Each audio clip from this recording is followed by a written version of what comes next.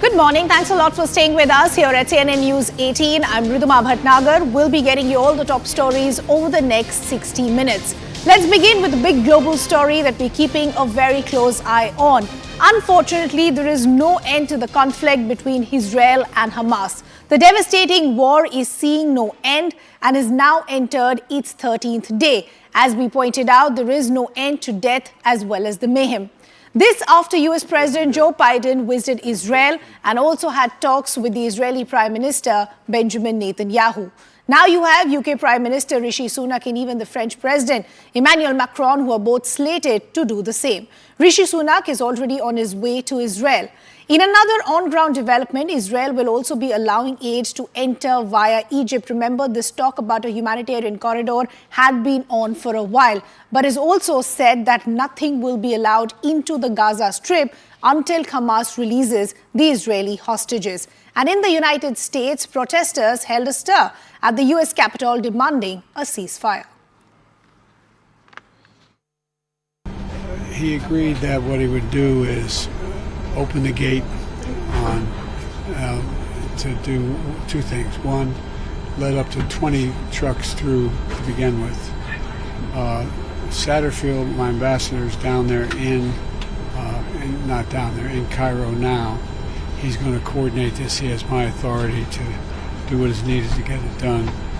They're going to patch the roads. They have to fill in potholes to get these trucks through. And that's going to occur. They expect it'll take about 8 hours tomorrow. So there may be nothing rolling through until, what's today? I'm losing track of days. Thursday? Wednesday?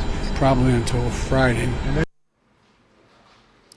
Now, as we pointed out, the conflict between Israel and Hamas has entered its 13th day. But parallelly, what is also becoming a concern, a huge worry, and a matter of great discussion is the humanitarian crisis that continues to plague the people of Gaza. And thus, the announcement that has come in from the US president becomes extremely important. That is the kind of aid and help that has been announced for Gaza. So let's break down the details. What we're hearing from the US president is that there will be $100 million humanitarian aid for Gaza, for West Bank. Remember, these are people today who are fighting for their basics. They have no food, no water, no power supply. Most of their power plants have run out of fuel as well. What we're also hearing in terms of this aid is that we will also support over 1 million Palestinians. And that is exactly what experts have pointed out, that every war should also have a rule. You should understand the plight of the common people.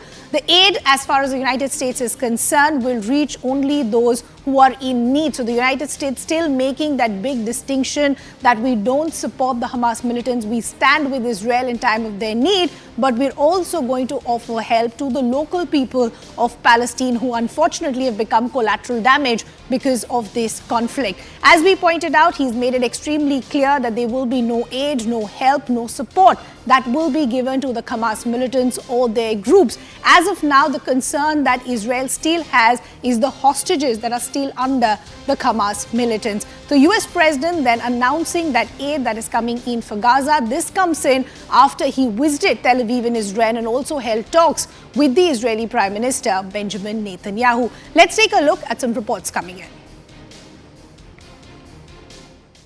Behind me, what looks like a haunting place from some movies was actually a place for celebration for hundreds of Israeli people on 7th of October, when they were attacked by hundreds of Hamas terrorists coming from Gaza Strip, not very far from here, about 2 kilometers, when they actually breached multiple checkpoints and border areas and entered into these settlements where Israeli people were having that celebration on that day. Hundreds of people were killed over a few hours that the Hamas terrorists were trying to create a carnage around this place. The people were dehumanized, they were tortured, and the terrorists found some unimaginable sadistic pleasure in killing them, but not right away, but torturing them, ensuring that they are most of them die a very painful death. So we have number of visuals, number of footages, videos, photos which are very disturbing and discomforting, and many of them are not of the quality that can be broadcast on a national news channel. But we know that there have been hundreds of visuals where people were tortured before being killed or left half dead. This was the scene of a celebration that turned into the most nightmarish moment for hundreds of Israelis that will keep them haunting for years to come. If you could just let us know how this thing unfolded and how Israeli security agencies could not sense what kind of crisis situation you will see this has become because of the sort of failure that Israeli agencies could not sense this major onslaught of terrorism is coming to Israel. Well, let's start from the fact that on the 7th of October, early morning, we were caught by surprise. We were not well prepared on the front line, and the circumstances are known, all published. We lost many civilians, and unfortunately, as one from the military establishment in the past, I would say that we failed in defending our civilians, which is the main goal of any military establishment. First of all, to push out all those terrorists from our borders, from our land, and from then on, we are preparing ground attack. How are you going to differentiate between the terrorist and the civilian casualties? Because I think that is one of the reasons the world's attention is quickly shifting to the crisis, humanitarian crisis. The whole idea is to push back the civilians out of the northern part of Gaza Street, and they already did. And then it will enable us to act freely.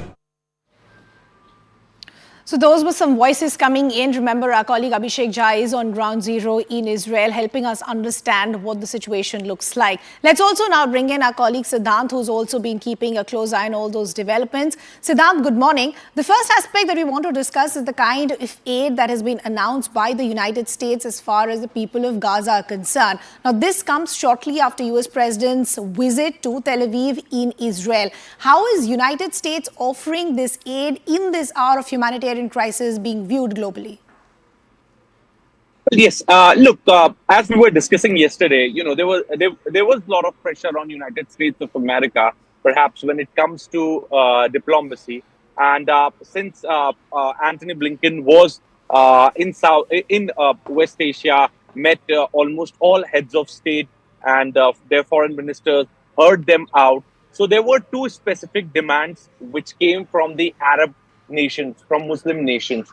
One is to secure humanitarian corridor, and the second one is two-state solution, which is a long-standing solution. Perhaps India also supports that solution when it comes to the issue of Israel and Palestine.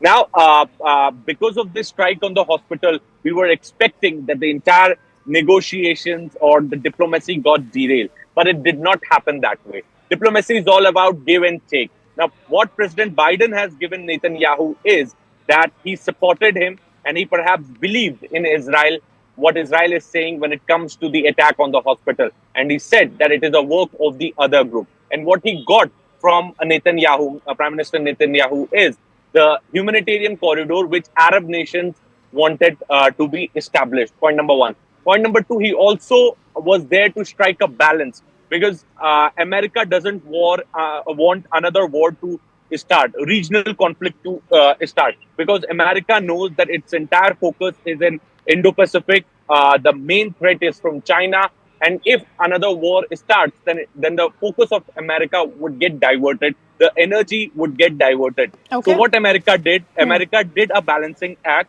America also announced $100 million aid for the people of Palestine, those who are affected on Gaza Strip. So there was a balancing act which came from President Biden, and in fact, interestingly, a statement that has made by President Biden, Ridhima, on board Air Force One, he said that a journalist asked him that will America join the war in case Iran attacks Israel.